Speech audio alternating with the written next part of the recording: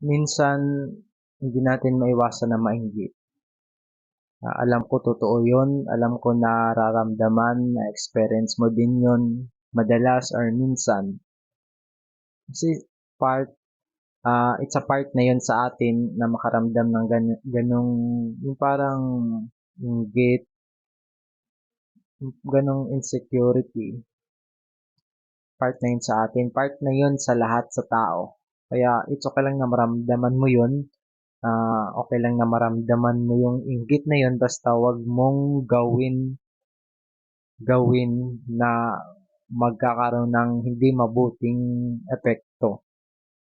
Halimbawa, nainggit ka sa isang ganito kaya sinabuyan mo ng asido or ginawa mo na hindi maganda, tinulak mo or tinapon mo yung mga ganong negative, yung mga ganong masamang gawain, wag mong gagawin. Okay lang na mainggit basta wag lang wag lang i-act yung inggit na yon at gawin sa ibang tao. Sobrang mali talaga yun, sobrang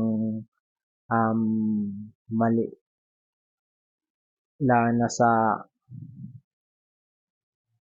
tingin ng marami na kapag nakita ka na ganun yung ugali mo na inggitero or inggitera ka, yung parang magkakaroon na ng hindi magandang image mo, ang dami na sinasabi sa'yo. Kaya okay lang na mainggit ka kasi part yun bilang tao. Basta wag mo lang i-act yung inggit na yon at gawin sa ibang tao.